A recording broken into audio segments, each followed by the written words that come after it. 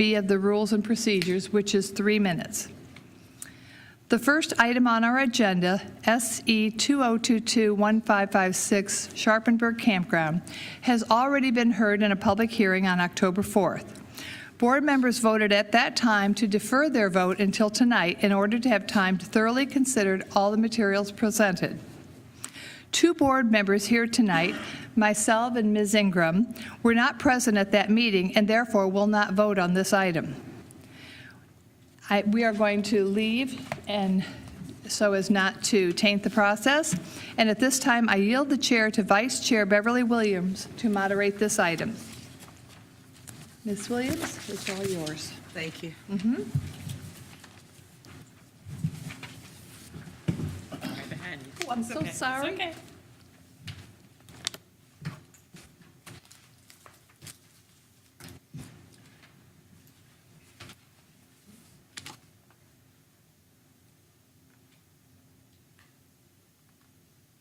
At this time, are there any members of the board that have any further questions for Mr. Sharpenburg?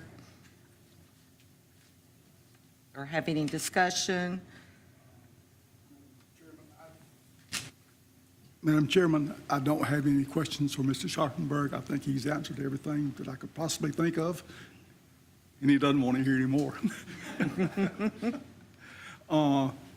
But we all know that the document from Mr. Yarborough was not turned in to the county until at the very, very end of our meeting on October the 4th. We had not had a chance to review it. We certainly didn't have a chance to discuss it or ask any questions.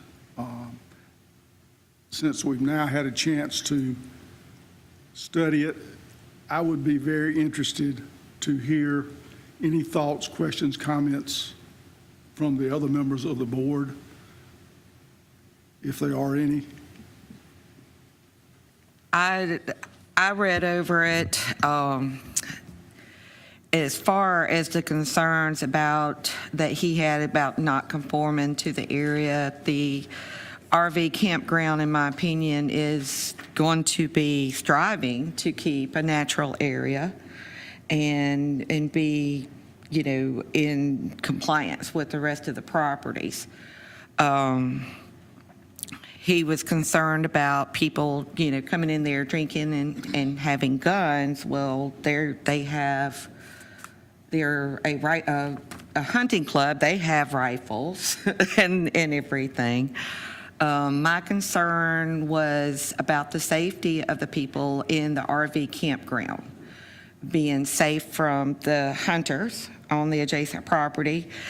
And they do have to stay 300 yards away from the property. I do have one question. The buffer, where the majority of the RV campsites is, yes, this area right here. How far is this little buffer? So the ordinance states, I believe it's a 50-foot. Yes. But the campers are actually sitting about 100 feet. I think it was 107 feet is what we set it at. Okay, all right. Do you want me to just stay up here? No, that was my main question, that you do realize that it does buffer up to a hunting club. And they do trap. That was another thing that he said, that they have traps out there. So just as an FYI, I mean, there's no way that we can, you know, make you do this, but just keep in mind that you may want to put a fence around this area along this line, or at least put signs visible from tree to tree so that people will know that that is not the property of the RV campground. Yeah, and so the hunting club is up towards this direction. Over there? I'm yeah, sorry, so- I thought it was surrounded by a hunting club. No, it's Ms. Bass's property is Ms.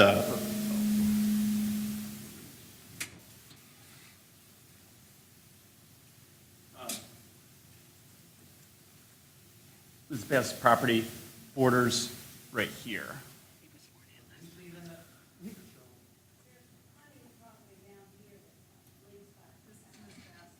Okay.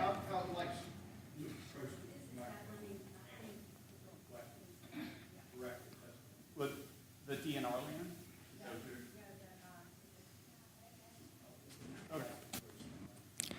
land?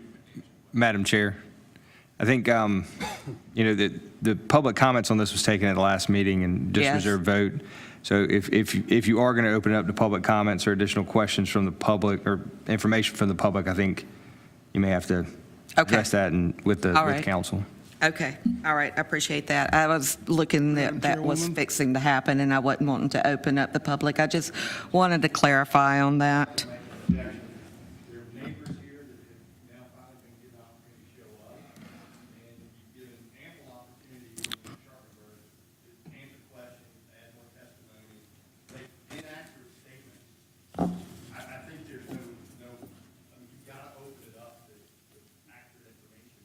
Madam Chairwoman, I would prefer that we not open it up to public discussion any Yes, we further. had public discussion We've had last enough. time.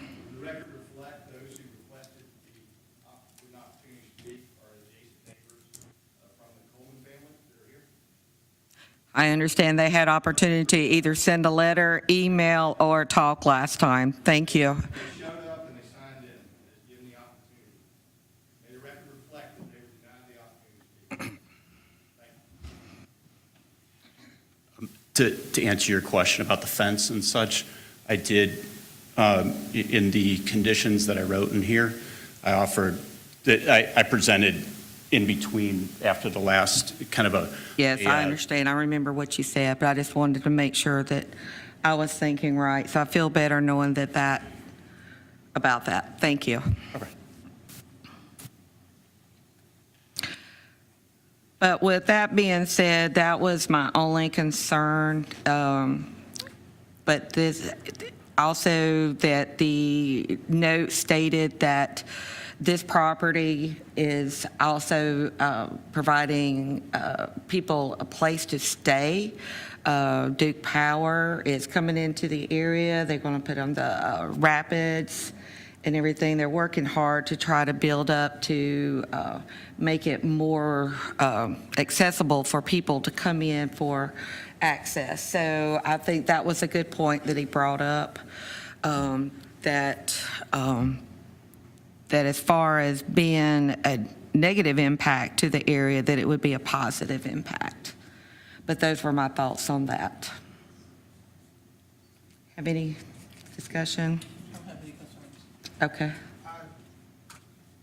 Excuse me.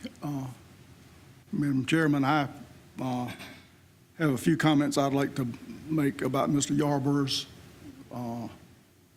document that he submitted. I think that the campground does conform to the fundamental nature of this area. A hunt club and a campground are both outside recreational activities. They're different, but they are recreational activities, and so I think it does conform to the area. We discussed extensively the traffic issues and the fact that our liaison has assured us that South Carolina DOT is very involved in this and will be handling this issue. I think that solves that issue. The adequate facilities, we have DHEC involved. We have a engineering firm involved with high reputation. So I think that issue has been addressed. And as far as the rise to offensive and noxious uses of the site and the, how to say this, that almost borders on insult to those that camp and like to camp. So I disagree with that. I do not think it will impede the orderly development of the surrounding properties. And there was a great, well, it says risk of safety and lawlessness in the area. I don't know where that comes from as far as campgrounds are concerned. I said, I've camped from the southwest coast of Florida to the mountains of Tennessee in many, many campgrounds, and I have never experienced anything that would make me think that that is a factual statement to take into concern. And then there was the issue of safety. And I think our applicant has addressed what he's going to do. But as far as I'm concerned, the primary responsibility for gun safety is the hunt club, not the campground. They're the ones with the guns. They're the ones that know how to operate their facilities safely. So it's their responsibility. Now, does the campground have a secondary responsibility? Sure, I think they do. But the primary responsibility for the safety of this site, as far as guns and a hunt club being next door, lies with the hunt club. And with that. Okay, without any further discussion, would somebody like to make a motion for the vote? You want to make a motion to vote? Anyone second? Second. Everyone in favor? I'll just remind you quickly, if, Sorry. sorry. The options are to approve with no conditions, approve with conditions. Approve with conditions, deny, or obviously you guys used the option to defer last time. It doesn't seem like that's the case this time, but I just wanted to at least lay out those options again before an official vote was made.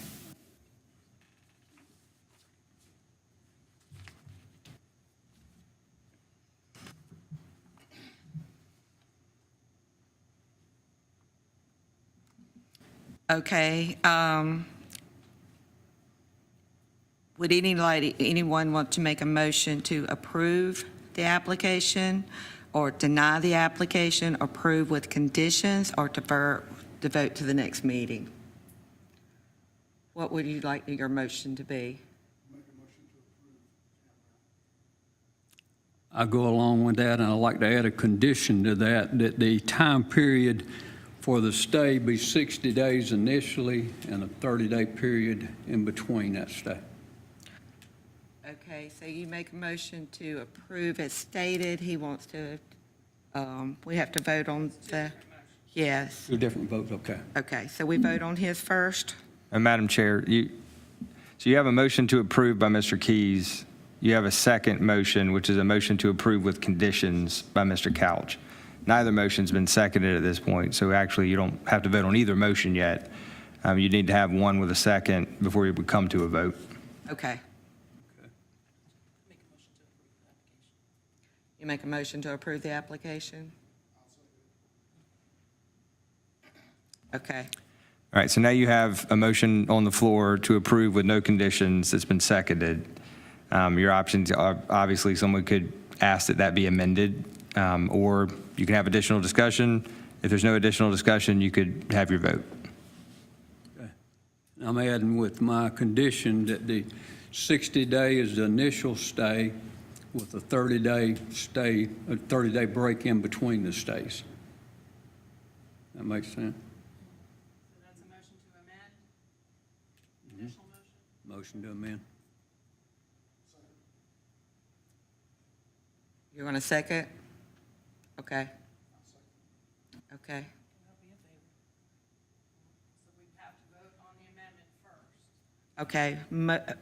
A vote to vote on the amendment. Everyone in favor, raise your hand. Okay. All right, so now with, So we've added the amendment, and now we need to vote whether or not to approve with that condition. As amended, correct. It would be, now you would be voting to approve as amended, okay. which would be the conditions that were offered in the amendment and then voted on by all of you and accepted. Yes, sir. Thank you. And now we'd like to vote on the motion to approve with the conditions set forth. Everyone in favor, raise their hand. It is unanimous.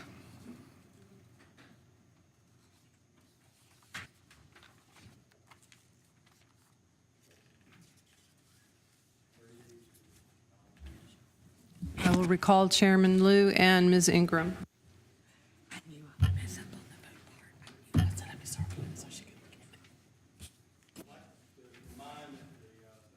We don't need to be reminded of Any conversation with any person by the board, not testimony, I understand that's prohibited. Right? Time for you to go.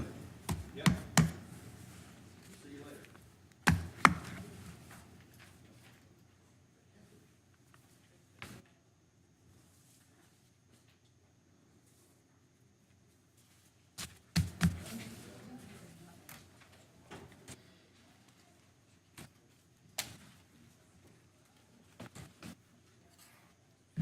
That was quick. 21 minutes. Back. Yeah. Okay. Right now, where do I come back in here? Be recalled, okay. Kamisha may need, oh, would you? Ms. Meyer, would you like to get out of here? Are you sure? All right then. I don't know. Okay, yeah. Our next item is case VAR 2022-2006, the Wilson family. Staff will now present the statement of matter as read. If any amendment is needed, please correct the document, initial areas of amendment, and sign it. Staff, it's all yours. All right, so everything in your staff report is still accurate to the best of our knowledge. I will kind of give a brief presentation. You all have it in front of you as well, but I'll go ahead and run into the brief presentation of what the actual proposal is. So this is a variance request from UDO section 6.4.1.d.1, which is the max number of lots accessing off of a dead-end road, is the particular section that they're asking for a variance from. Current zoning district is rural neighborhood, and the applicants are Mary Ann, Robert, and Joshua Wilson. So just for the clarity of what the actual variance request is, they would like to subdivide the property to add the allowance for one more house to be placed on the property at this time. The UDO section, as it is written, talks about having a maximum length of a dead-end road / cul-de-sac at 800 feet, measured from the point of intersection with another road, and no more than 20 lots accessing off of that road. So at this time, parcels accessing off of Green Pond Road, this also includes Leaf Lane, Ashley Lane, and John Short, which take access off of Green Pond and have no access other than Green Pond, is 51 parcels. So there's fewer houses out there right now, but we count parcels mainly because we don't have a way to stop someone from pulling a building permit on an existing parcel, but we can stop the subdivision further of creating more parcels, if that makes sense. So also the length of the road, length of Green Pond Road is roughly 5,580 feet, which is just over a mile. So this photo, with all the parcels outlined in red, those are the parcels that are included in that kind of 51 parcel count. Where the yellow star is the lot that is requesting the variance. So again, you can kind of see from the aerials, only a few of those houses have, or a few of those parcels have houses currently on them, but we've also got some parcels that could have a house built on them any day. They could come pull a building permit. So from a site analysis, this is in your staff report, but the road width kind of varies, but a couple of different locations measured on the road were, one was 10 feet 6 inches, one was 12 feet, and just for reference to give you an understanding of what that looks like, the width of a fire truck, including mirrors of the kind of engine that would be responding to this, is about a 10-foot truck total. That's obviously including the mirrors. It's about 8 feet 4 inches without the mirrors wide. Average car is about 5 feet 8 inches, and then an F-150. So I just tried to give you guys some common cars and measurements just so you could understand what the width of that road looks like. These are some more location photos, obviously, in your staff report. It's outlined how typically we have turnarounds at the end of cul-de-sacs or any new roads. These roads, including, but not limited to, Green Pond do not have a county-approved turnaround, we'll say. So that's all I'll present, but I'm absolutely here to take any questions. I believe the family is also here, if you have any questions for them as well. Thank you.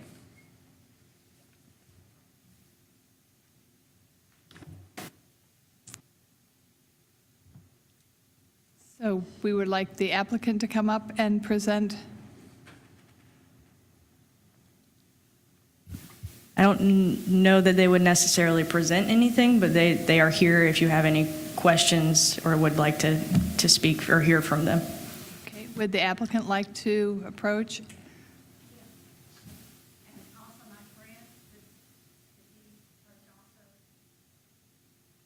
All right. When you come up, just state your name and address and individually, and you will be sworn in. I'm going to let him speak first. My name is Larry Honeycutt. My address is 1801 Windsor Drive in Lancaster. Yes, I do. Okay, we might as well have you sworn in now so that we're ready. Are you going to speak at all? I am going to speak, but I'm going to let him go first. Okay, but we'll swear you in now just to make it smoother. Okay, Mary Ann Wilson, 7843 Green Pond Road, Indian Land, South Carolina. Do you swear to tell the truth, the whole truth, and nothing but the truth? All right. Thank you very much, Madam Chair, and members of the board. It's a pleasure for me to be here tonight. I'm here tonight to support Ms. Wilson's request to have her property on Green Pond approved for rezoning so that Mrs. Wilson can donate land to her granddaughter to build a house. Mrs. Wilson is a widow woman. Her husband died in 2000. His family willed him 10 acres out in the area where they live off this road. They have not been able to use this land. I've been there several times. This is a beautiful, beautiful property. There's some beautiful home sites there. The road is narrow. I will admit the road is narrow, but I don't see any problem getting a fire truck down those roads. There is turnoffs that can be handled by the fire departments with no problem at all. Ms. Wilson, being at her age, she needs someone from the family to be close by. And she'd love to have her granddaughter, who is a wonderful young lady who could be a caregiver in future years if needed. It's good for the family to have an opportunity like this, to have a family member come close, because we all are going to get old and we're going to need some help. And this is a golden opportunity for her as a grandmother to have wonderful grandchildren close by. Thank you so much. My husband and I established a home on Green Pond Road in 1973. We raised our family on a 10-acre tract that was given to us by his father. The property has been in the family for at least 5 generations. When my husband died in 2000, it never occurred to me to sell. I kept the land to pass to my children and grandchildren. I was thrilled when my granddaughter Adriana, who is with me tonight, expressed an interest in living beside me. Nothing would have pleased her grandfather or her great-grandfather more. Adriana will graduate from Queens with a nursing degree in December. It would be such a blessing and a joy to have a family member and nurse so close. I only found out about this ordinance when Adriana expressed a desire to build. When I contacted a surveyor, I was shocked to find that homes could no longer be built on Green Pond Road. It had long exceeded the amount that the ordinance stated of homes. To my knowledge, no one on my road was aware of it either. So for all the years that I have paid ever-increasing taxes on this land, this ordinance, no matter how inadvertently, has devalued my land. There is nothing I could do with it if I wanted to sell. I do not want to sell. I just want to give a gift to my granddaughter. I realize I can give her an acre, but if she can't build on it, it's of no value. So in the future, if my children and grandchildren were to inherit this property, it would be a tax burden. Unless they sold my home and the entire property, there would be nothing to be done. But what I am really asking for today, what I am hoping for today, is that this board approves the request to allow Adriana and her fiancé to build a home beside of me. So thank you so much for listening. I appreciate it. Thank you. Thank you so much for listening. If you have not been down that property, it'd be worth your time to go. There's some beautiful homes there, and it's a beautiful drive. And we do have in Lancaster County, we do have a lot of land that is available, but is also very, very beautiful. And take a look at it. You'd enjoy that trip. Thank you very much. Madam Chairman, Thank you. I have a question before Ms. Wilson sits down. Yes. If you don't mind. We have some I would be questions. glad to. I was looking at number 2. There are practical difficulties or unnecessary hardships in the way of carrying out the strict letter of this ordinance. And in your answer, I guess, which is typed in red on this form, it says, the flawed UDO has inadvertently caused undue hardship, and waiting over 2 years for a new UDO to be created is not feasible.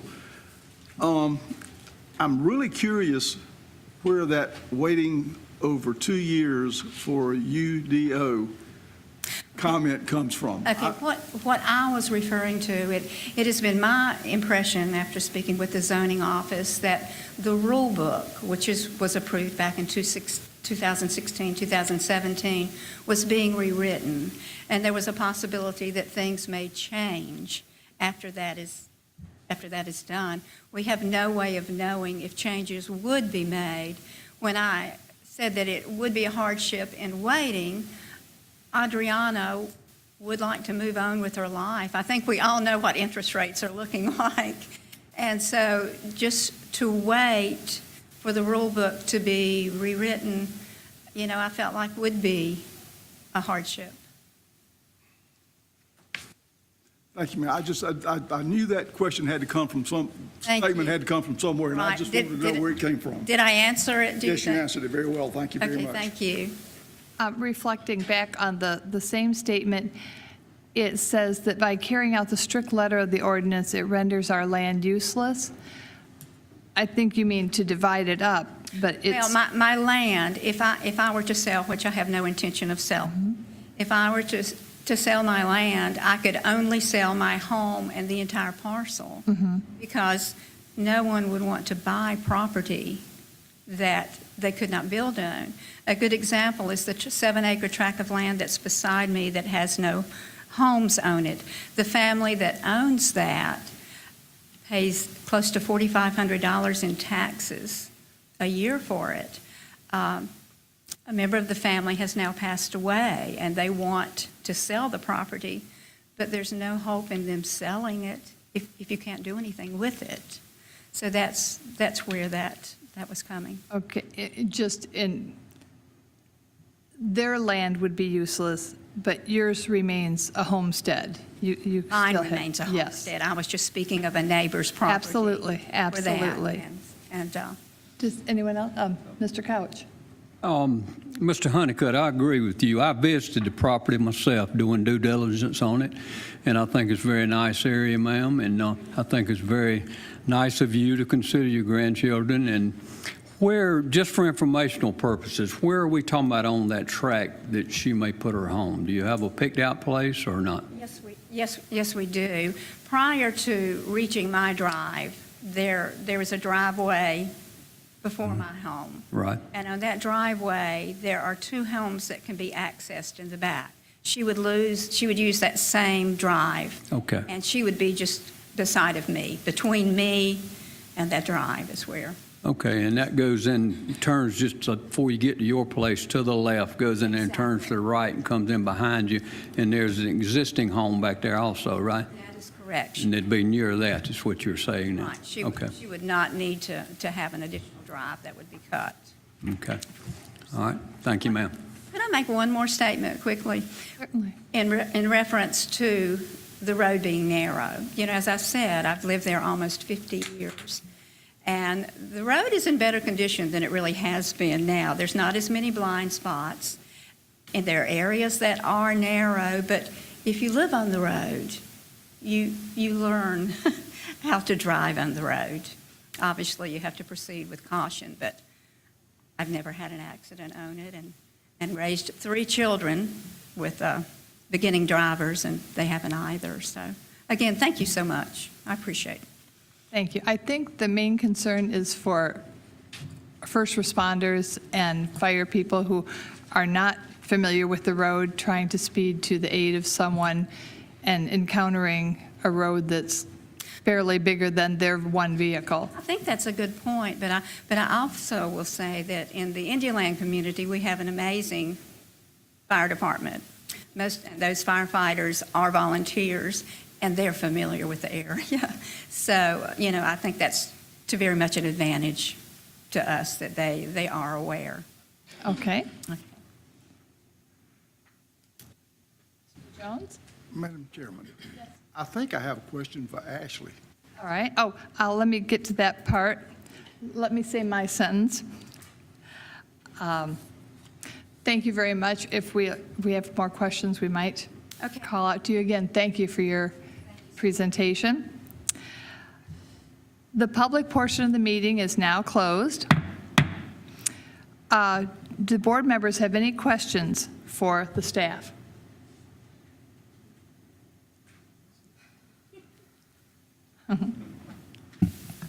Yes, sir. You waited too long. I've forgotten what my question is now.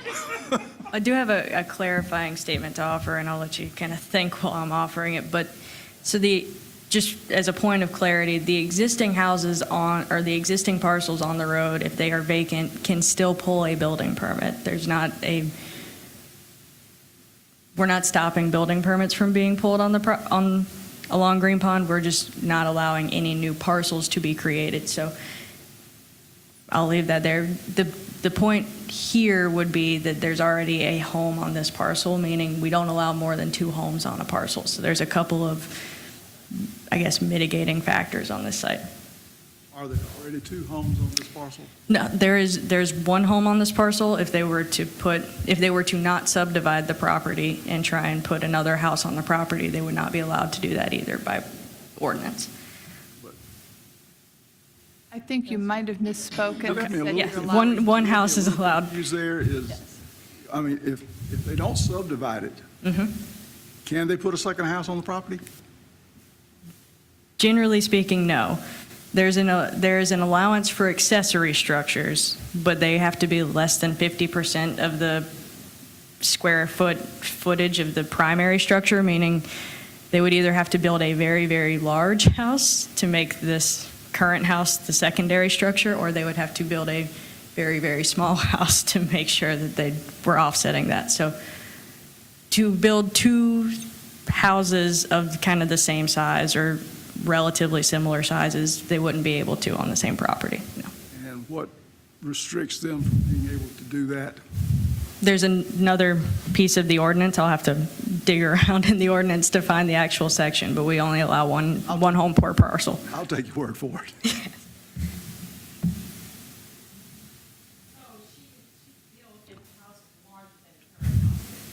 It would have to be more than 50% different. So if the current house is a 2,000 square foot house, you would have to build a 4,000 square foot house.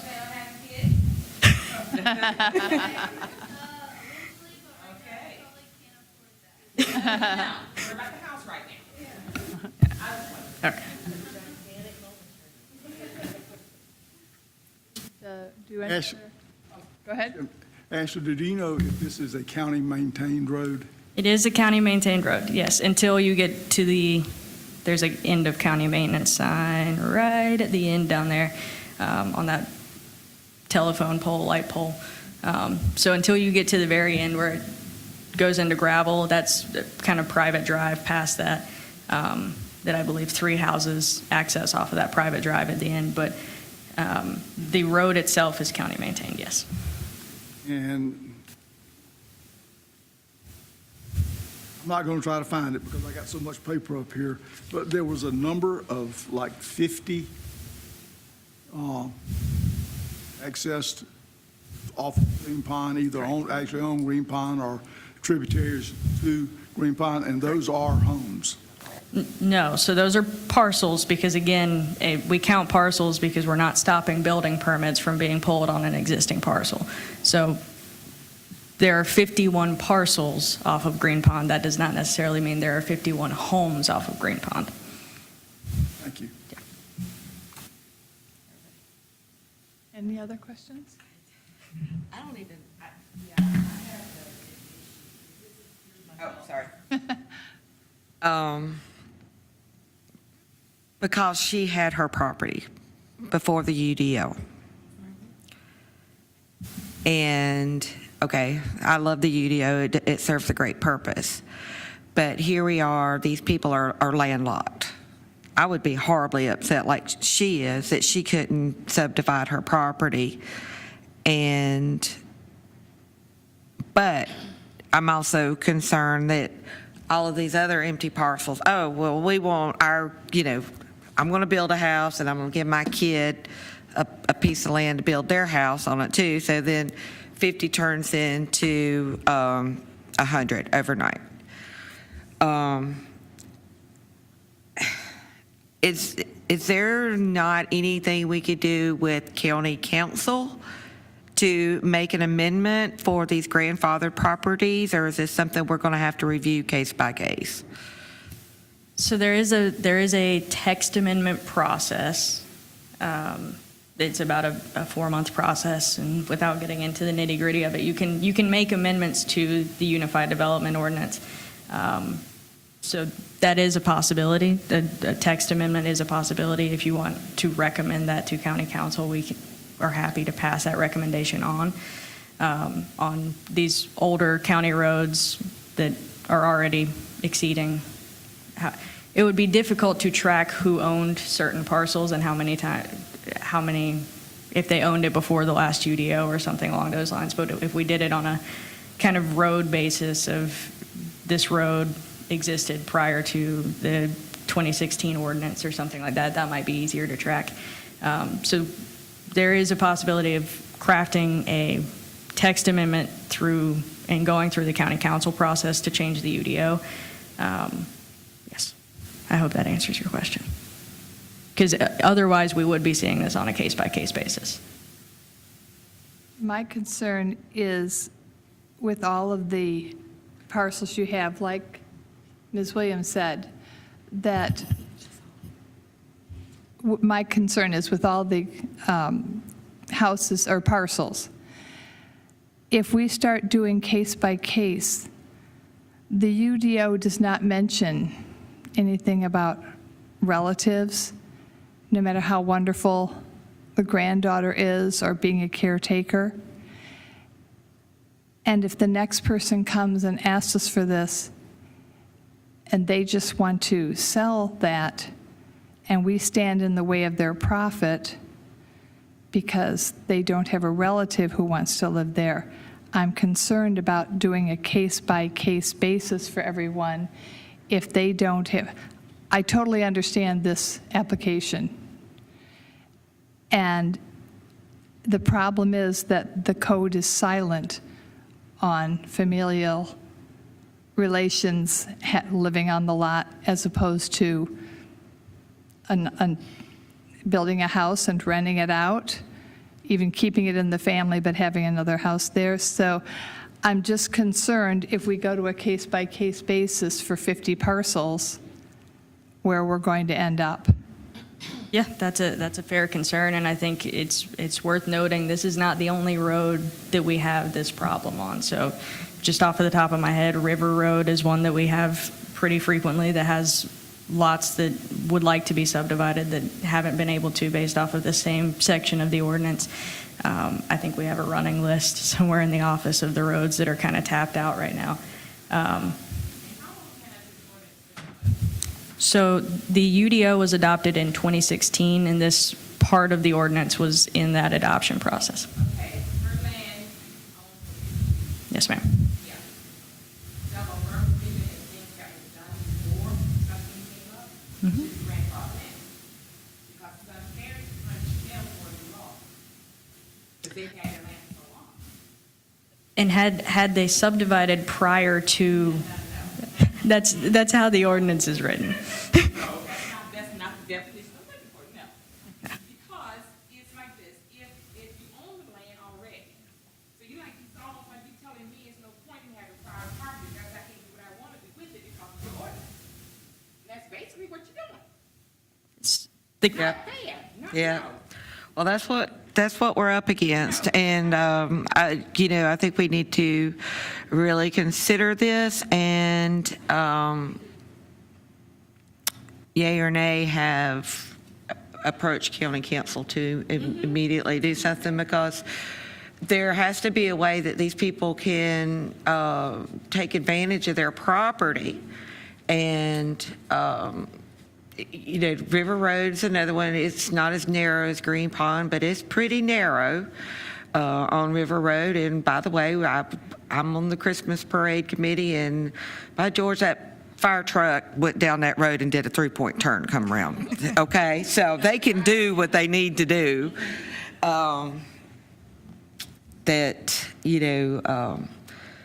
Having something for 50 years and then up and I just, as a landowner, I've owned my land for 40 years.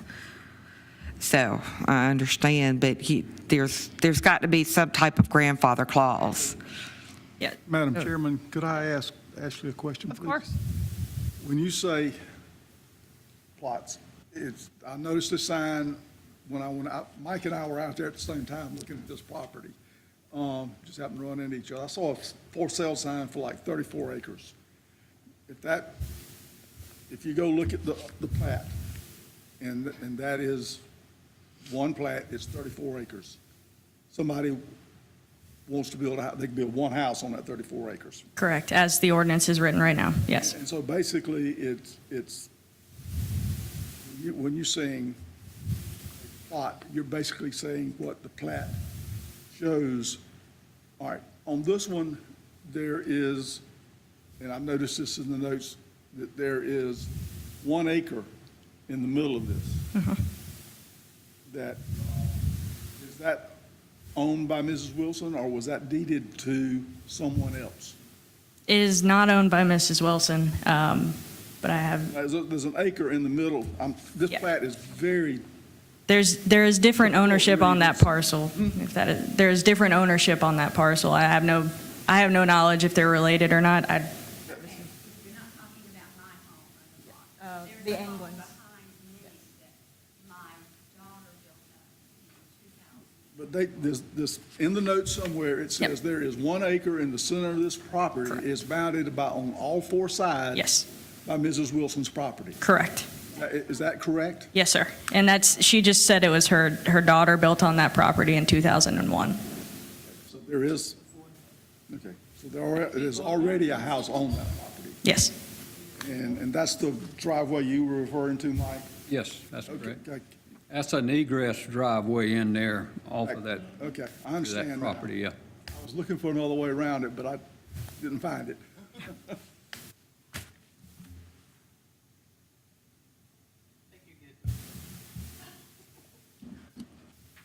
Madam Chair, Yes. just because I've heard the term grandfather, I want to make sure we're all on from a legal perspective, all on the same page and just. Please. Thanks. Obviously, I'm not offering any testimony. That's not my role, but I want to make sure we're all, so to use your term grandfathered in, let's say, for instance, they had a rural business that they were running on that piece of property before 2016, but when the UDO was passed, the zoning overlay that was placed on their property would not allow a rural business to occur. We couldn't take away their right to continue to use it for rural business. So that's an example where they would be grandfathered in. I think staff said the road is, first off, it's like 8,000 feet long, and dead-end roads are only supposed to be 800. I'm sorry, I had it backwards. So, for instance, not requiring them to build more roads to break that up would be an example of it being grandfathered in, so to speak. 51 parcels on that road where with a cul-de-sac or a permanently closed dead-end road, you're only allowed 20 under the UDO. That's an example where they have a continuing use that existed before the UDO was put in place that nobody is trying to stop. So that's the only clarification I was offering with grandfather. I'm not getting into y'all's conversation or debate. Y'all, obviously, that's y'all's job. But I just want to make sure we're all kind of on all squares with this. And then, as it's mentioned in the background, I think it's on page 106 of your agenda packet, which is what I think Mr. Jones was talking about. In 2001, they were allowed to divide out an acre of land, to subdivide an acre of land and attach a driveway to it, and a family member built on it. But then the UDO went in place in 2016. It would no longer allow that sort of action. So those are little clarifications from the legal side that I thought I could offer to help your discussion. Thank you. Thank you very much. So the property has been subdivided once, is that correct, with this other acre parcel and a house built on it? Okay.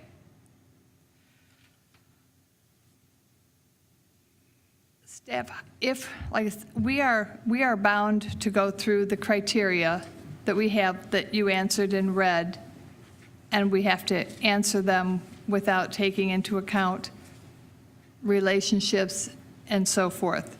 We have to go strictly by facts. Before we do that, could you tell us more what we would do if we would try to get an amendment to the UDO for not just this family, but for other families? Sure. So I think probably the cleanest way to do it, I don't know that we would need a motion or a vote or anything, but we would just kind of need an acknowledgement from the majority of the board that you're interested in seeing a change in that particular section of the UDO, and maybe some clarification on whether you want no requirements on how many homes can access off of a road, or if you want more, or if you want it to be only older county roads, or just where you want us to go with that text amendment, because I think I have a general idea, but I don't want to pass on a text amendment request from the BZA improperly, I guess is my concern. So. And is it possible if I don't know if I should ask council or ask you, if we put that request forward to county council, should we vote on this tonight? Could the family withdraw it until seeing what happens with the text amendment? If you vote on it tonight, it would be probably a yes or a no. I mean, the applicant's welcome to withdraw an application at any time, but if you were to approve the request, then the request is approved and there's no need to wait on the text Right. amendment. If you were to deny the request, there's nothing stopping them from coming back and asking again. So I don't know. They're welcome to withdraw the request, but I don't know that there's any benefit. Okay. But if it was turned down, is there a certain amount of time before they can come back again? I'll have to look. I know for rezonings, there's a year-long wait period. I am not familiar with a waiting requirement or a cooling off period, as you would call it, for this, but I'm happy to get into my little book over there. Just trying to see what the best way for the family to handle it. And Ashley, can I ask, I'm trying to figure out, if we were to vote and say no, does that prohibit this going to county council for that amendment to the UDO? No, so this variance request, no matter what the outcome is, would not prohibit any text amendment to the UDO, if that's the question. So there is a procedure for the family that they could go through, a formal procedure, go to the county council Yeah. and ask for the UDO to be amended. So the text amendments are able to be applied for by any person who owns land in the county. So yeah, you could apply for one individually, they could apply for one individually. That is a process you can go through, yes. So we would ask for them to consider the text amendment, and then the family would take advantage of it if it went through county council? I mean, they would not have to apply for it themselves. Madam Chair, from a legal perspective, if the county council were to amend the UDO, and now the UDO, as applied to their property, would allow essentially what they're requesting here today, then there'd be no reason for them to come to you, because there'd be nothing to appeal. Right. Going back to an earlier question you asked, from a legal perspective, you sit as a quasi-judicial entity. You know, you're not the legislators, you don't make the law. All you do is read the law, which is in this case the UDO, and apply it, and then the burden is on the person making the application to show those 8 elements that they have to show are met, and therefore they should get a variance. And I'm not trying to tell y'all's job No, necessarily. absolutely not. But from your question about how long would they have to wait to reapply, the way I understand it, and obviously I can get into this more later, or John can if y'all need a formal legal opinion on it, but without a change in circumstances on those 8 elements, I don't know that they would be allowed to reapply. They could, otherwise someone could just file the same request for a variance over and over and over and over again, and hoping that y'all would eventually get tired of them. You know, and I'm not suggesting in any way the Wilson family would do that. Please don't take these comments personal.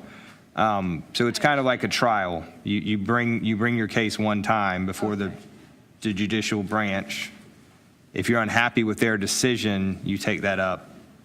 There's a way to appeal it. So I don't think they could just come back with the same variance request. It would have to be a change in circumstance. They'd have to show something different, a reason for why this is a new variance request, not the same variance request. Yeah, I believe, like you said, whatever we vote on tonight is pretty much it. Yes. Unless, of course, the zoning or UDO changed. That can be changed at that level. Which has been proven pretty hard to get done. No offense, Sarah Billy, but yeah, sometimes it is. The wheels turn slow, is all I can say. Slow to move, but this might put a little bit of fire. And I'm sure that there's great respect for our board, and if we Yep. find that it's hampering what we think is good for the citizens and the county, I think that county council has always shown that that's their best interest too. So having said all that, are there any other questions that anyone has before we go over the criteria? Okay. I'm looking for my criteria. Do you have the page with just the questions? Or I have the, I guess. Haven't looked for it. Please. Does anyone else want a copy of the criteria? Yeah. I think they can also be found on page 107 of your agenda packet, which would be part of the staff report on this. Thank you so much. Somewhere in the 500 pages of support documents. I brought it on my iPad, which makes it easier to do the pages, but I can understand flipping through is difficult. Okay, there we go. All right. Zoning variance criteria. And we always vote in the affirmative that, yes, if we agree that it does. Yeah, and I'm trying not, it's always such a cumbersome process. You know, if this was a jury, they would go back and deliberate, and they'd come back and tell us their findings, you know. Y'all have to do it in open session. So first, you would need a motion of whether or not to, what you want to do with the variance. If you were to vote to approve, you should make a finding as to each of the 8 elements. If you're voting to deny, you know, you can say which ones it doesn't meet, or you could choose just to say we don't believe you've carried your burden. Obviously, there is the option of somebody asking for, you know, the BZA saying, well, with conditions, I would be willing to approve this. I don't know if that's applicable in this scenario or not, but those are kind of your options. But the first there would need to be a vote, a motion to bringing the matter to the floor. And then I would recommend that if you're the motion's to approve, then go through each one of the items saying that we find they have met their burden with these. So that's the process. Okay. Could I have a motion stated in the affirmative, just to bring it to the table, to approve the variance as requested? I move that a variance request by the Wilson family be granted. Second? Second. Ms. Ingram? All right. If you agree that there are practical difficulties or unnecessary hardships in the way of carrying out the strict letter of this ordinance, raise your hand. We're voting in the affirmative, right? By raising You our do hand. believe there are unnecessary, okay? Did you put your hand up? Yeah, I had it up. She had it. If you believe and agree that the applicant complies with the provisions of the ordinance, the property owner seeking the variance can secure no reasonable return from or make no reasonable use of his property, raise your hand.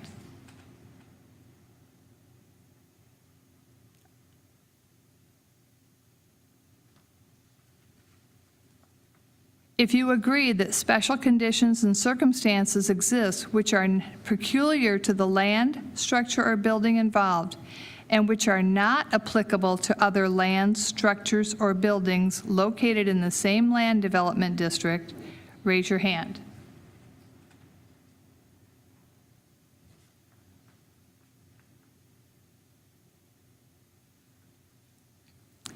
If you agree that the variance will not materially diminish or impair established property values within the surrounding area, raise your hand.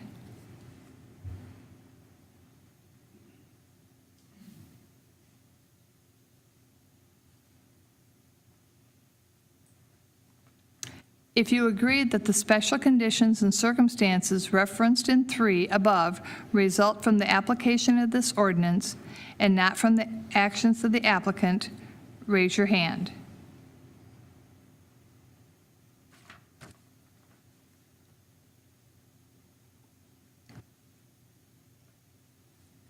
If you agree that the variance is in harmony with the general purpose and intent of this ordinance and preserves its spirit, raise your hand.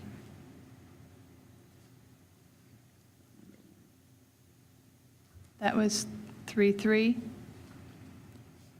If you agree that the variance is the minimum necessary to afford relief, raise your hand. 2-4. If you agree that the public health, safety, and general welfare have been assured and substantial justice has been done, Counselor, can you help us with that one? I don't want to interpret that in this case. Oh, geez, love giving legal opinions in the middle of a vote. However, it actually, since the variance, it has failed on 2 of the criteria, we Right. wouldn't really need to vote on that if you would like me to. I don't know that there's anything wrong with voting on it. Essentially, the way I would look at this is to say, if in passing this variance, would you be creating a public health concern, a public safety concern? You know, are you endangering the general welfare with this Right. variance or not? That's the way to look at Okay. if we move forward with this action, we're protecting public health, safety, general welfare, and performing substantial justice. Hopefully that makes it clearer than mud. I'm not sure if it does. That does. If you agree that the public health, safety, and general welfare have been assured and substantial justice has been done, raise your hand. Okay. Ms. Bryan, I believe that there's two that did not. You have three? Thank you. On 2 items, there was tied, which means it failed to, and then on another, there was, it failed to. 4-2. Unfortunately, it does not meet the criteria for a variance, and so the variance is denied. However, I believe it is very much the feeling of this board that they would like to request strongly of county council to consider an amendment to the UDO, and we will, if staff wants to craft something and have input from the board as to what would make a situation like this for not just this family, but other families who are facing the same situation, and if county council would like to work on that for us. Madam Chair, if I could just maybe help craft a little bit here. I think the overwhelming concern is the UDO restriction here is focused on a certain type of road, right? And we all think of a cul-de-sac in a neighborhood, and that's kind of where that was intended, so to speak. And it's the road that this property's on that's creating this, I'm not going to say it's unique because there are other places in the county I believe it's happening, but creating the situation. Is that fair, staff? Yeah, so I think it's fair to say that some of these older roads are some of the ones that we're seeing these issues on. So some of these older county roads that predate this requirement are a lot of the roads that we're seeing these issues on. So perhaps the recommendation that can be crafted is focused more on a certain type of roadway or clarifying what a cul-de-sac is before that application of the UDO attaches. So from a legal perspective, that's where I would focus your recommendation.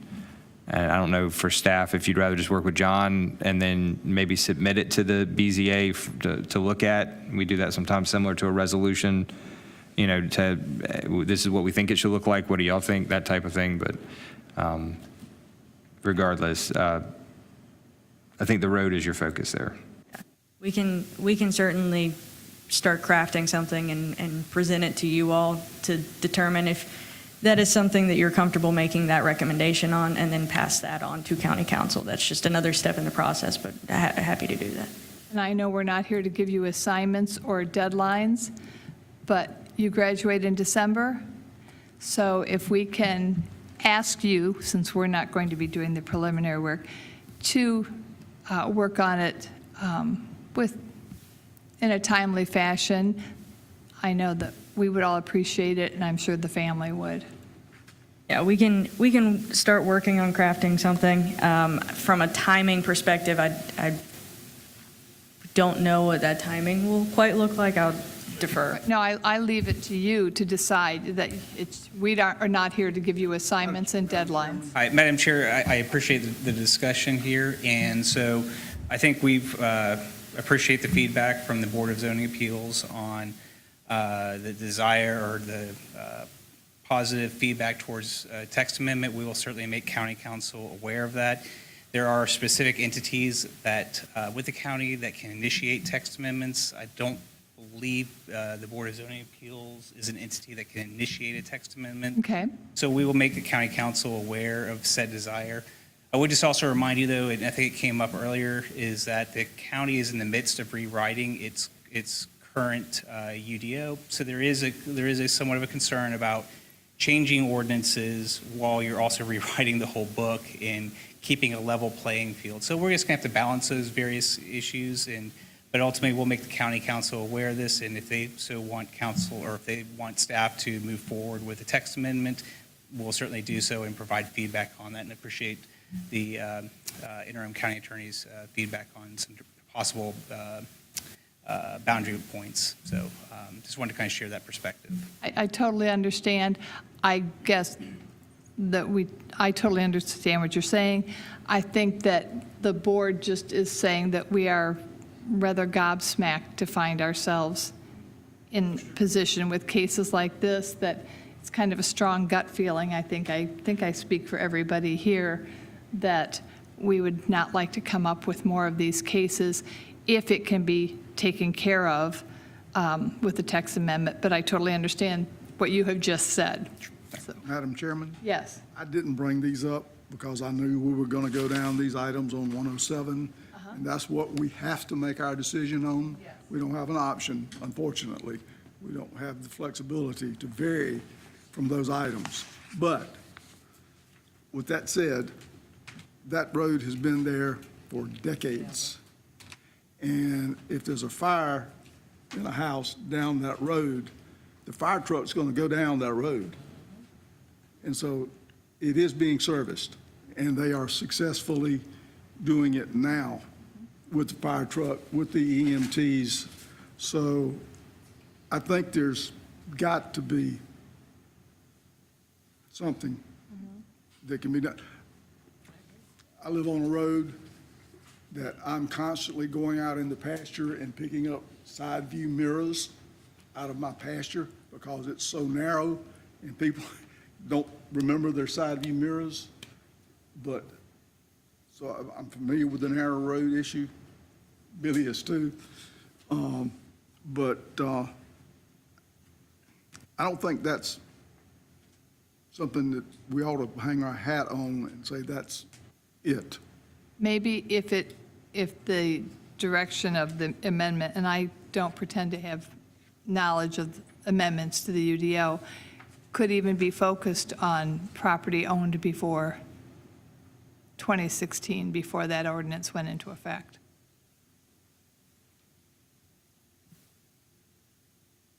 I'll be happy to look into that. I think the problem is property changes hands on a daily basis, and so tracking that would be quite honestly nearly impossible at this point. I was going to say, now you So- get up and tell me why that's not a good idea, and I accept your answer. Okay. All right. Thank you very much.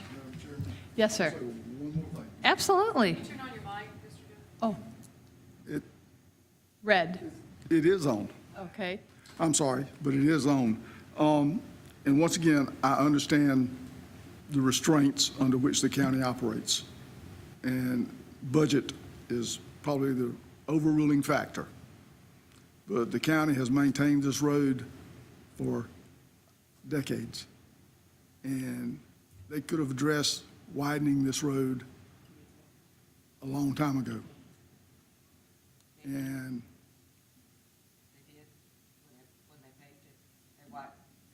They did widen it when they paved it? they didn't widen it enough. I know. Okay, just, I know, but that's one of those items that's kind of from the heart versus off of page 107 in this list we have to go down, that I think ought to play a factor.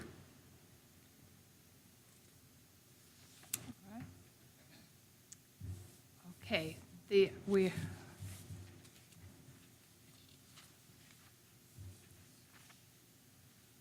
Our next item is case VAR 2022-2164 Continental Tire.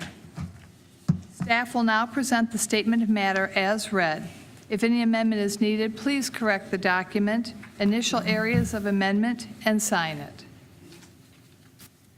All right, yep, nothing has changed since the staff report was published. This is a condensed version to a slideshow.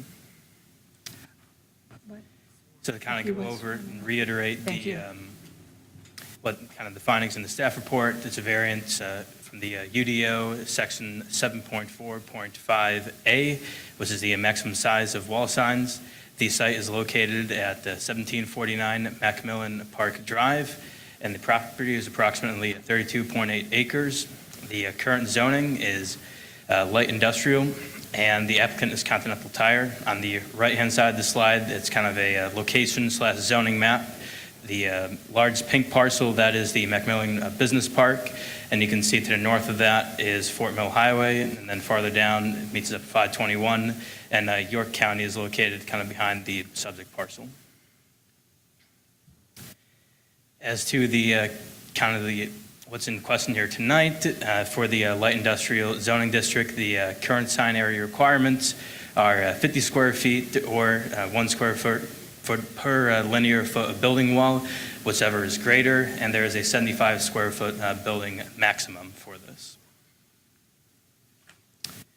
So for the proposed variance, the subject property is eligible for the maximum 75 square foot sign, and the proposed sign for the variance here would measure approximately 18 by 18 feet or 325 square feet. This is a 333% increase in the maximum sign area, which is allowed in the light industrial zoning district. And for reference, the total length of the frontage of the building is 226.5 feet, and the angled portion of the building, which the sign would rest upon, is 83.25 feet. So on the right, here is a to-scale mock-up of what the sign would look like and where it's been placed on the building, and below that is a rough to-scale representation of a 75 square foot sign. So now some more information about the site. So the building is located 500 feet away from Macmillan Park Road, and is currently under construction for development of an over 30,000 square foot building and its related improvements. And the image on the right shows where the sign would be placed in the building in proportion to the parking lot and then Macmillan Drive. So here's some location photos of the site. So this shows kind of the other parcels that make up the business park, the subject property outlined in yellow, Fort Mill Highway to the north. And then on the right is a photo which is kind of on the ground and shows the variance sign located outside the building site. The photo on the left displays the subject property from Macmillan Road currently. And then the right photo shows the proposed job site and the proposed sign location, which I've outlined in yellow on the building. In terms of visibility, the supporting documents provided by the applicant displays how the sign is currently, the location is not currently visible from Macmillan Park Road. It's only visible from when you enter the said site from the proposed parking area, and this is outlined in photos 1 through 4, and this is confirmed by staff. The visibility of the site and the sign will change once the tree cover is removed in association with the construction of the proposed parking lot and the stormwater basins. That's why the sheriff for the moment, and I believe that a member from Continental Tire is here. All right.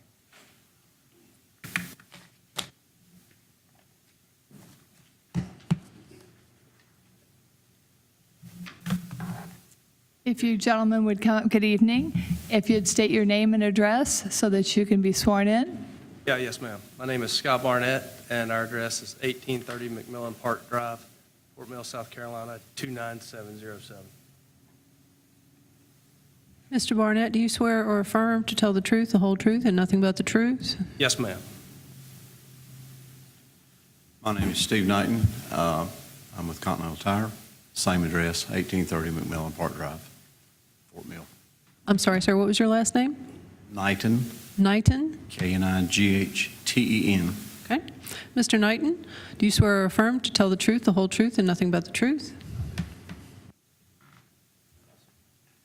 First, ladies and gentlemen, I want to thank you for the opportunity to speak with you this evening to discuss our requested variance. I kind of thought earlier, if I had the opportunity to speak with you, what would I think about? And we've already had a topic already this evening about camping. And my grandfather, who's passed away since, he carried the family all over. We've camped in a lot of campgrounds. We never had any issues. So to kind of echo what you said, I've never really met any bad folks in a campground.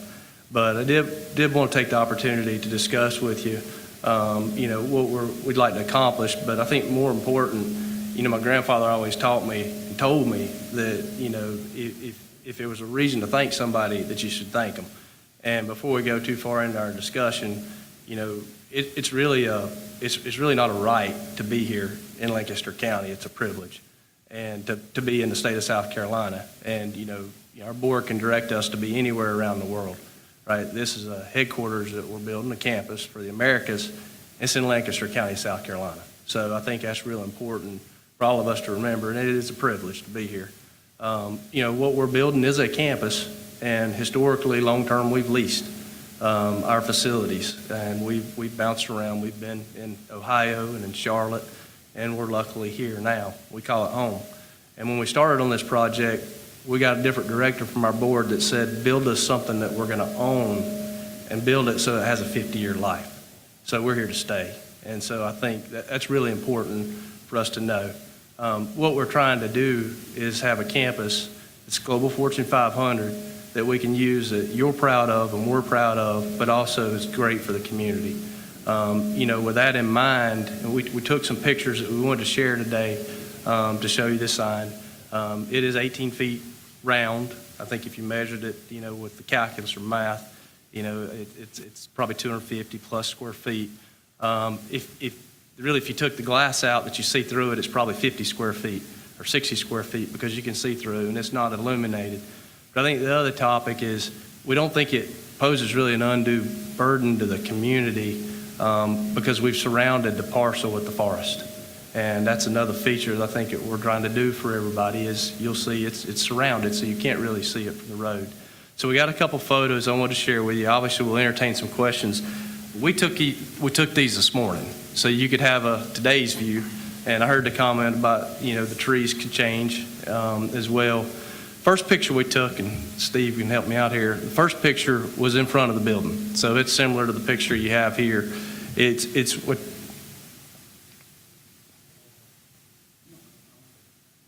Yeah, so this took this today. Right? I wanted to get some of the colorful trees because it's really beautiful this year. But this is a picture in front of the building, so that's what you would see if you're in front of the trees. So that's the first perspective, similar to what you have here. The next is, I took a picture down from the road, looking up at the building. I think this picture is from the left side, if you're facing the building, to see how much of the building you see. Our goal is to surround this building by forest, so you feel like when you're there, you're in the middle of the woods in nature. So the trees are mixed, they're evergreens. I think we were surprised last winter, you really can't see through there, so it's awesome, right? That it's kind of hidden back in the woods. So that's to the left, but we want to get different perspectives. So we also pulled into the drive and took a picture of what it would look like, coming up the drive. Now, I got to tell a little bit of a joke. It is uphill and the drive's about 30 feet. We tell everybody if you get there late, you park at the bottom of the hill and you're going to have to walk uphill. But at the end of the day, it's all downhill from there to your parking spot. But that's when you pull in, that's the front of the building going in. So you can't really see, to our perspective, that sign from there. And then the last picture is to the right of the parcel, and you can see there's trees, and you can barely see the building through the trees. So I don't think the signs really would be very visible, if at all, from the road. I don't think it would be a burden to our neighbors. Our neighbor across the street, actually their land is a wetland, so I don't think they're ever probably going to develop that anyway. Now behind their land, is probably developable, but there's wetlands and trees in between us. We're at the back of McMillan Park. It's a dead end. We actually lease the building next door, so we're adjacent, so we are the neighbor to this building. So, and I can tell you as a neighbor, we don't have objections to what we see. So, I appreciate your consideration, but, more important, long term, it took a lot to get where we are. We had to convince our board to do this project, and we worked together with Lancaster County and the state of South Carolina to make this happen, and we are.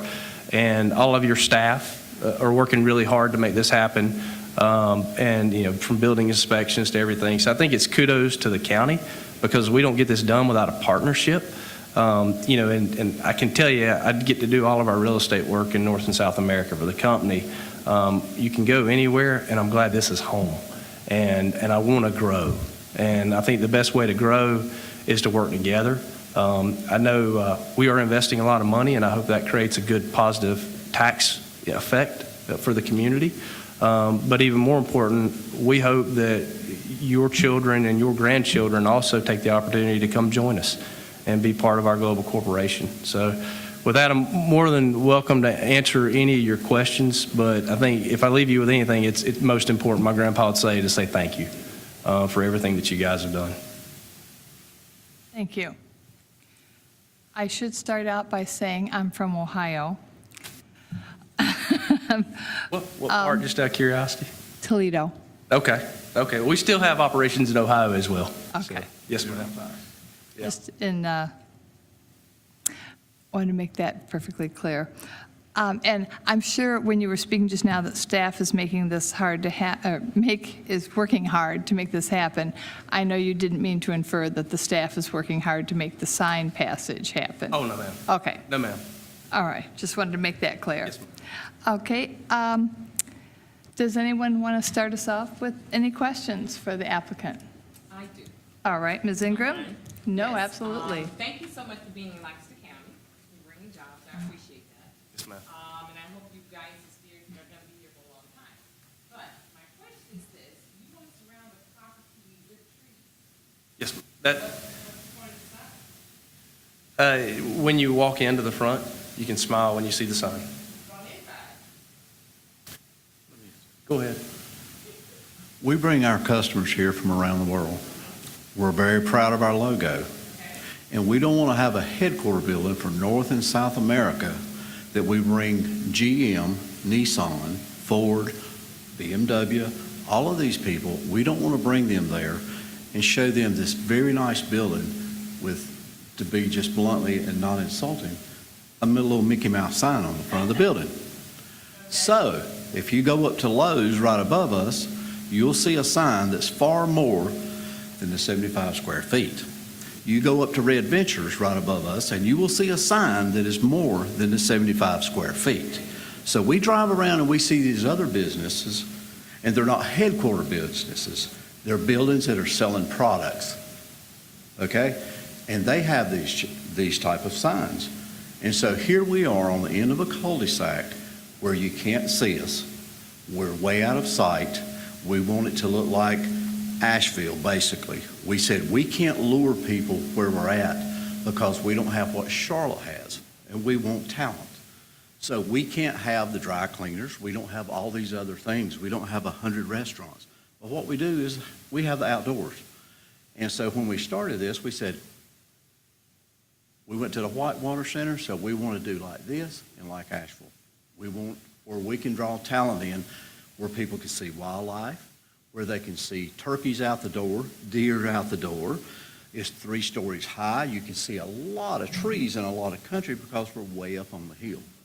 So for us to build this thing up here and put a sign this big up here, it would look, honestly, it would just look a little bit silly.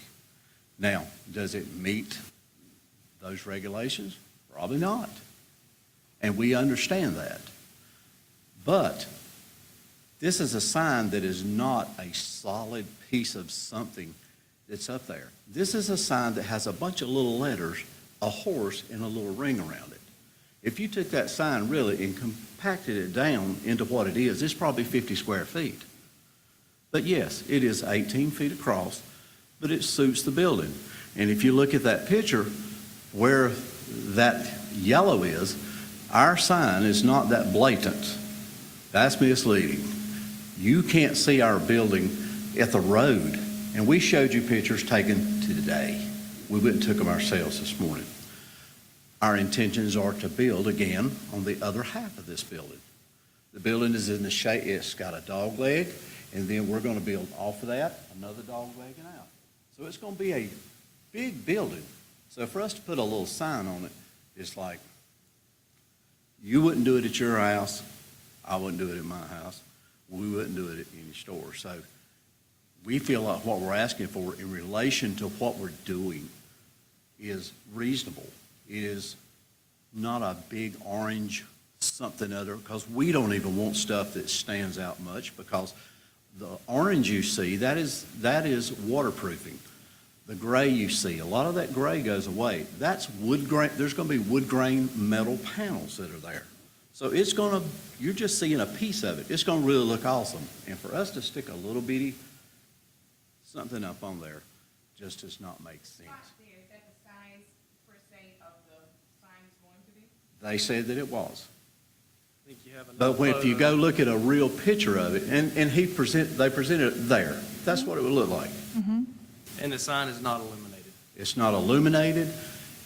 It's clear glass behind it. You see through it. It's not like we're putting this big solid hunk of something there that's ugly. You almost don't see it, even if you're looking at this draw. So we think it's a little bit different than just a normal, hey, here's so many square foot for a sign to put up. This is not your typical sign. This is not your typical building. This is a true, we were told, Scott and I, this has been our project, and we were told, we want a building that is first class, that is world class, that has a 50-year lifespan. So everything in this building, this is a LEED's Gold building.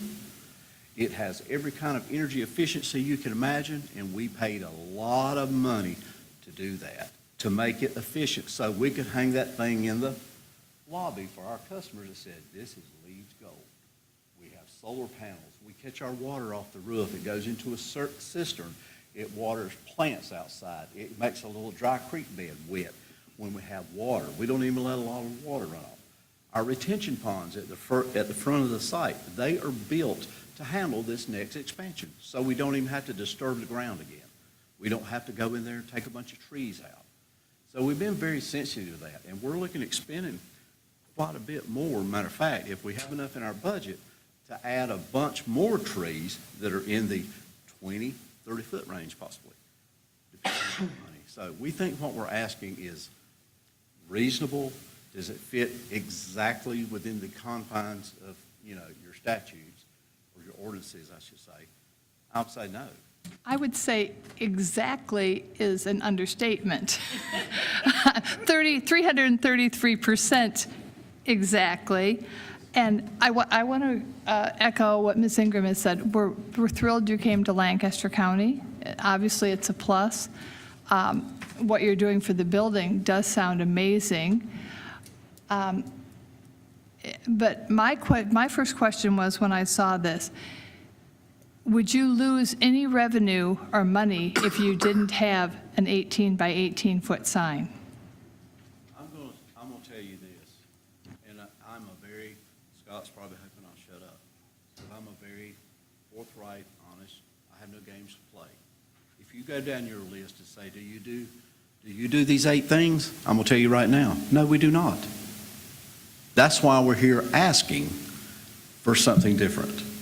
And we can't afford to wait till somebody go change a UDC, something else. We can't do that. We're building that now. This thing that we're wanting to put on here is drawn, is sitting there, and people are telling us, are you going to make it or are you not? That sign is $80,000. The brackets for the sign are in the wall right now. So that's kind of where Were we're you at. aware of the restrictions of the UDO when you put the brackets up? Of course not. Ah, We would have come for that battle later. okay. I was just concerned that it is, and I think you'd agree, it's purely cosmetic. It is not to make customers aware of where you are. If they are coming there, they already know where they're going, or as your international visitors, they're being brought there. Does anybody else have any questions? Yes, how big is the Lowe's sign? Which was approved before this UDO came in. Okay. So that Oh, is. here we go again, thing, okay. Yes, that was done under a different UDO, and they had the permission to do that, but please speak to that. Yes, I'd like to reiterate, so the examples that are provided in the supporting documents, the Red Ventures, the Lowe's, those are all approved in the prior ordinance with different requirements. I would have to dig into the former staff's documents to see the exact dimensions for each of those signs. So more than 6 years ago, those were approved, and then as the county developed and the new UDO was put in. Yes, prior to the 2016 ordinance. Okay? Of course. The current building that we lease, just beyond that, in the cul-de-sac, Yes. that sign, is way more square footage because of when we moved into that building. Right. So we're building a 3-story glass palace up here on a hillside in the woods, and we're being told you can just put a little bitty sign up. You're being told that we have a unified development ordinance that everyone has to follow, that was put in for a reason in 2016 as our county developed. It wasn't, well, I don't want to speak of what it was or wasn't, but why it was put in, I can't address that. But that was then, and we can only deal with what we have now and the criteria that we cannot go off the criteria, as you heard from the previous case. We must go down the list, and if it passes all 8, that is fine, and if it does not, our hands are tied as to what we can grant as a variance. And I understand that. Okay. And we understand that. As we sit there and listen to the case before, Yeah. I said, this pitiful old woman, if her case is not heard, our case won't be heard. I said, somebody will find a rule, they'll find a way, we'll be shut down. Actually, we don't have to find a rule, we don't have to find a way. We walk into the building every month and make the painful decisions that we do, sometimes very painful. We cannot vote on pitiful old women. We can vote on cases. And so it's strictly, the hardest thing that we have to do is vote without emotion. We can only vote on facts. Does anybody have any additional questions for staff or the applicant? Seeing none, could I have a motion in the affirmative just to bring the application to the table? I'd like to make a motion to vote on the case as stated. Vote To for approve. approval. Thank you. Ms. Williams? Second. Second by Mr. Couch. All right, we will go through our zoning criteria. If you agree that there are practical difficulties or unnecessary hardships in the way of carrying out the strict letter of the ordinance, please raise your hand.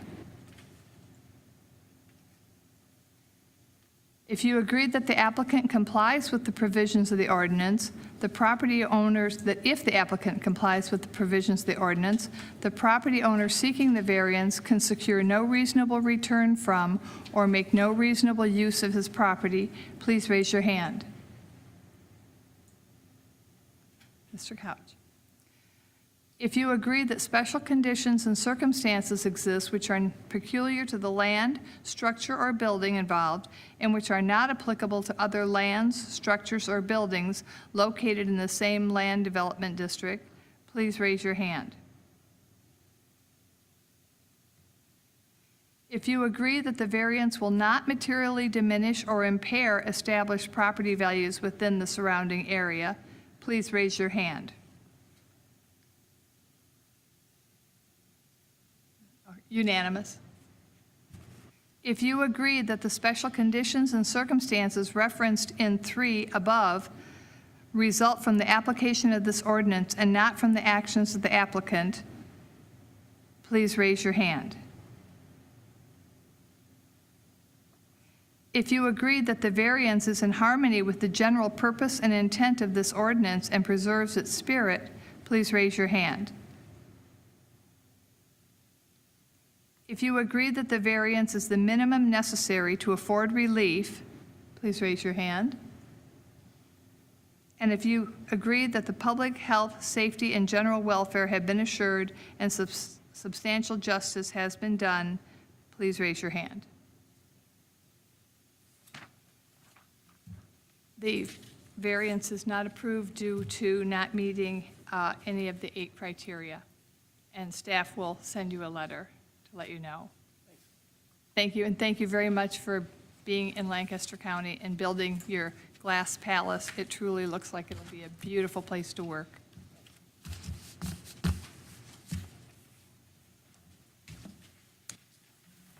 Okay.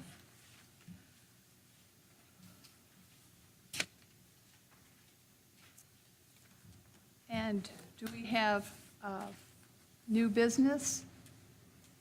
And do we have any cases on next month's agenda?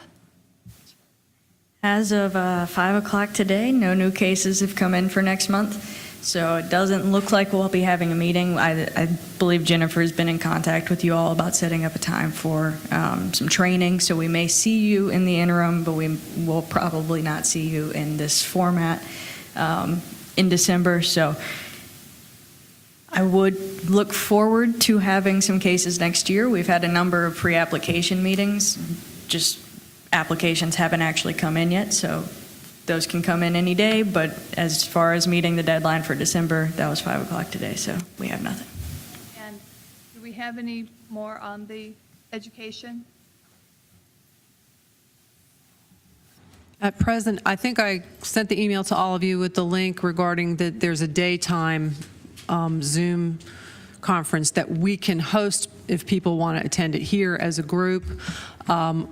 For those who cannot attend that, and we understand that's during the day, we are looking at possibly doing a group CE session over the time periods allotted to the Planning Commission, which is the first Thursday in December and the third Tuesday. So it's like December 3rd and December 20th, I think. So it would be an hour and a half, I guess an hour and a half for each of those evening meetings if we need to. And the daytime one is, I believe, November 14th. November 14th would be 9 a.m. to 12:30. If you can't come here, but you do have a Zoom account and you want to attend it, and you can do that during the day from your own computer, you can log in directly and sign up for it. But if you want to come here for the one we're hosting, just let me or Sherry know by the end of this week. Mm-hmm. I can't just wait till the December classes, right? You can. Mm-hmm. Yeah, so the December classes, just for clarity, you would have to attend both of them to get your full credit hours, which is fine. We just wanted to make sure everybody was aware before you make your plans. Planning Commission generally has 2 meetings a month. We don't have any cases for next month, so that's why we're using those time periods. But in the interest of not having a 3-hour meeting after in one evening, some of these continuing eds can be a little long. We all know that. So splitting it up into those 2 meetings is what we thought was probably the best idea for everyone. So. Can we let you know right now? In case I'll be here on. Did I? I think I did. All right. Well, again, I can. Okay. 14th. Is anyone else planning coming here on the 14th for that? I know some of you have told me that you will not be able to do that, and I totally understand. Jennifer, I didn't answer because I thought I was going to ask you. Sure. Since I had to go home and get all the things before the meeting, I thought you told me that I'm good for 2022. You are good for your first year's orientation. If you want to do this CE, it runs from like from July to July. So you, as of June or July, you were fine for your initial orientation 6 hours. But if you want to go ahead and get your 3 hours for this year, for this fiscal year, you can. So. I was just a little gun shy after them not getting credit for the other one I did at home. I thought I'd rather show up and show you. Can't wait till we're adjourned. I just don't want.